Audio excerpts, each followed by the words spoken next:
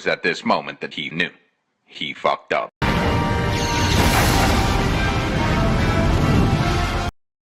Starfleet is not a military organization. Its purpose is exploration. During the Golden Age, it was thought that conflict, and even war, was a relic of the past for Starfleet. Starfleet was a scientific organization, nothing more, nothing less. At least by those on the Federation flagship, and many that got to sit at the seat of power on Earth, in paradise. It was arguable if this belief was dominant or not, given that within Starfleet there were still a lot of warhawks that sat in the captain's chair. Federation design certainly reflected this fantasy that they weren't a military with the innovation of the Galaxy-class starship. We'll just have to see how ready you are.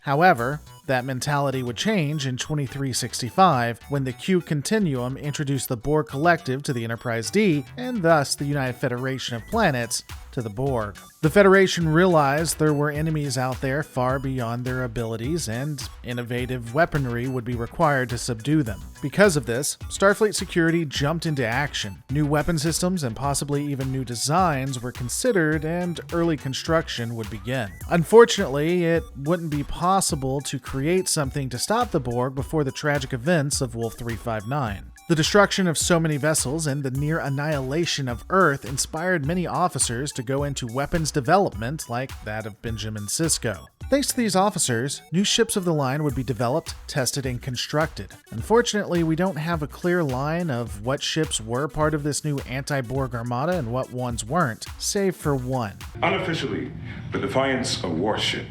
Nothing more, nothing less. I thought Starfleet didn't believe in warships. Desperate times breed desperate measures, Major. Before we get too far into it, let's discuss the debate, or controversy. Or really just retcon, depending on how you want to interpret some scenes in Deep Space Nine. In the series, it is stated that the Defiant-class ship was the first warship ever made by Starfleet. That's simply not true. We know through various means, including when we see Kirk talking to others about an integrated service in the 23rd century, as well as when Starfleet would be dismantling everything save for the science divisions. And of course, there are also other things that infer that it was a military. The fact is, in the 22nd century, at least mid-22nd century, no one lied to themselves. Starfleet did have a military bent. Honestly, in canon, the use of language just feels like the Federation is attempting revisionist history. This new no-warship mentality was likely taught at Federation schools during the Golden Age, a time when Benjamin Sisko would have been brought up. Teachers pretended the Federation was created and sustained on peace, and that Starfleet was simply a scientific organization, when the real story is much more interesting, but also much bloodier. If I'm being beyond liberal with the language, I could technically squeak out of the apparent contradiction by saying that even when Starfleet created vessels for defense, those ships were primarily utilized for scientific research, as well as assisting in trade and cargo, at least when they weren't at war. Technically, a pure warship never existed within Starfleet. Though again, when we look at the Miranda and the fact that it was supposed to be the Avenger class makes it kinda iffy, but I'd give it to them. I guess it's a good thing since we have a sole warship that they never used a Defiant class vessel for research. Are you laughing at our investigation of this subspace anomaly? No, sir. The data collected here could provide Starfleet with the key to creating transwarp corridors through space. It could give us a substantial tactical advantage over the Dominion. It's very important research. Oh. Alright, so attempts to whitewash Starfleet's past aside, let's take a look at the Defiant class itself. Officially classified as the Pimp Hand class from the SF Debris Division, the Defiant was officially recognized as an escort vessel.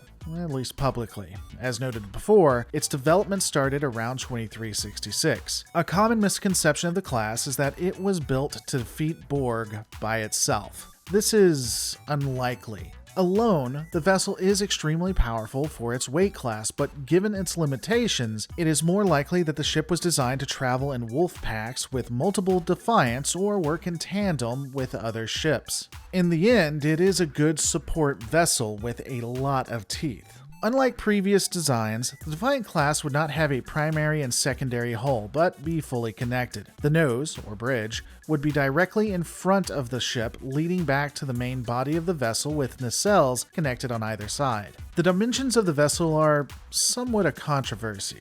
Officially, it has a length of 171 meters rounded up, a width of 134 meters rounded down, and height of roughly 30 meters. Now I say officially because when you watch in various episodes, the size of the ship goes up and down based on the rule of cool. Sometimes it'll be as big as Klingon birds of prey, and sometimes it'll be on par with runabouts. It really depends on what looks good. The vessel could hold a normal crew complement of 40 Starfleet personnel with up to 150 if they needed to do evacuations, or if there was some kind of party. It had a mass of roughly 355,000. The ship's weapon systems introduced the phaser cannon, a powerful phaser bank that had the official designation as an optronically targeted phaser. While the technology existed as early as the 22nd century, indeed a Crossfield class vessel would be equipped with multiple phaser cannons, the Defiant class would be the vessel to bring it into prominence. There would be 4 of these mounted on the ship, and its most notable feature would be the phaser bolts that fired simultaneously in short, rapid-fire bursts. It could only be fired in one direction and was absolutely devastating. These cannons mimicked that of the weapons seen on the Klingon bird of prey, at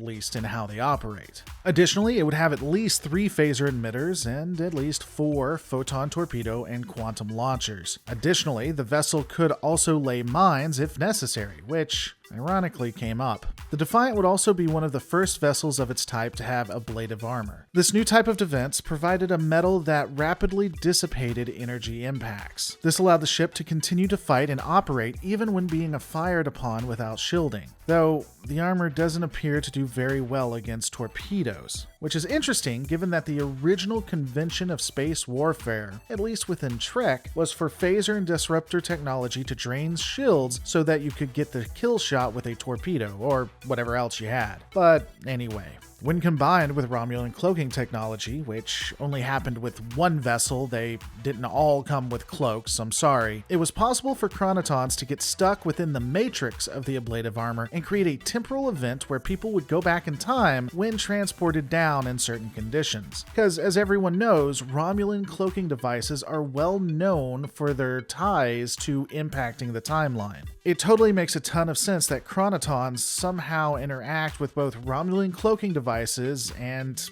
Starfleet armor. The vessel would come with the standard deflector shield technology, not a lot to say there. The warp core was in the aft section and spanned at least 3 decks. Designated a Class 7, the power plant was far too powerful for a ship of the size, and even almost ripped the vessel apart when at full power. In fact, it was so dominant that the warp signature of the Defiant appeared to be far larger than the Defiant actually was. When combined with a Romulan cloaking device, the vessel would have to stop and power down all other systems to not be detected. Though thanks to the most powerful character in the universe, who was basically a wizard on the scale of Sorcerer Supreme, all of these issues would be fixed, including that of the vessel having to sit still while utilizing the cloak. The ship's top speed was warp 9.5, though generally it would have a cruising speed of warp 5 itself. There were initial issues with the vessel not being able to break the warp 5 barrier, which was again fixed by one space wizard. The ship would have 5 decks, as mentioned, which included the bridge,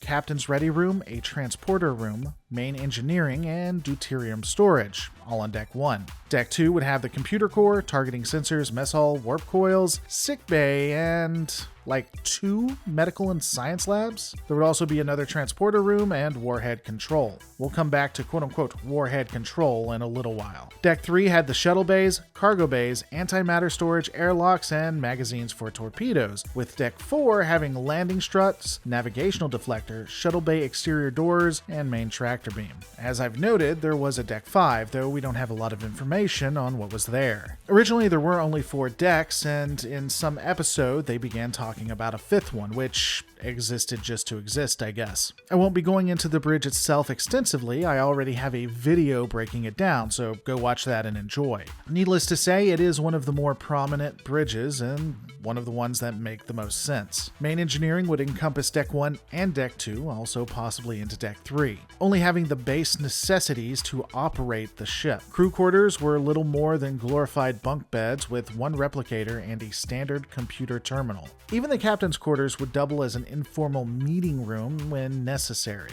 The crew would eat at the mess hall, which had all of 4 or 5 metal tables in a semicircle with stools. This area, like many others, would be used with dual purposes, including a meeting area. The before-mentioned transporter rooms were basically holes in the wall where they could fit them. The cargo bays would be where supplies were, such as contraband to smuggle into the Dominion territories, even though the Federation are supposed to be the good guys. Or they kept weapons there. One of the most disappointing pieces about the vessel is its lack of a holodeck.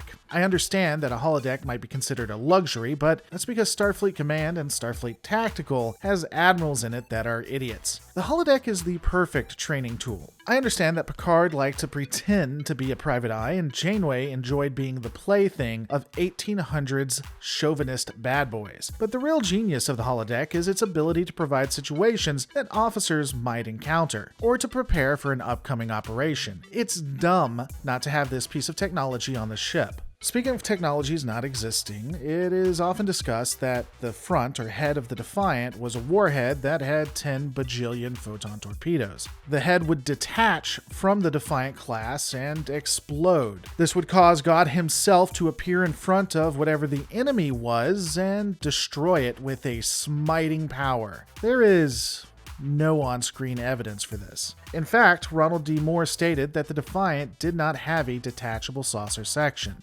Looking at the Defiant itself, it would go through several redesigns and was meant to basically be a souped-up runabout. The design they went with was, in fact, inspired by the Maquis Raider. Many of the early concepts were declined because they didn't quote-unquote look fast enough. Another quote was that the ship was supposed to look a little clunky compared to other Federation vessels that we've seen. This ship was built primarily for battle, not exploration or science. Ironically, some of these earlier concepts would be utilized for the USS Equinox and Voyager. There's not a lot of backstory to the Defiant itself, except that it was supposed to be the anti-TNG. It was supposed to be something that the Galaxy class was not. In fact, they weren't allowed to use inspiration from the Galaxy class nor the Constitution. Deep Space Nine was always supposed to be not your dad's Star Trek, and the Defiant reflected that. It is a vessel that is loved by most, and it shows the contradiction in Roddenberry's vision.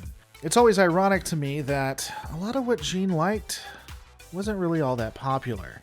But this is just historical information, and I gotta say, I do love the Defiant myself. Let me know your thoughts in the comments below. Don't forget to rate and subscribe, and guys, I'll see you on the next Lore Reloaded.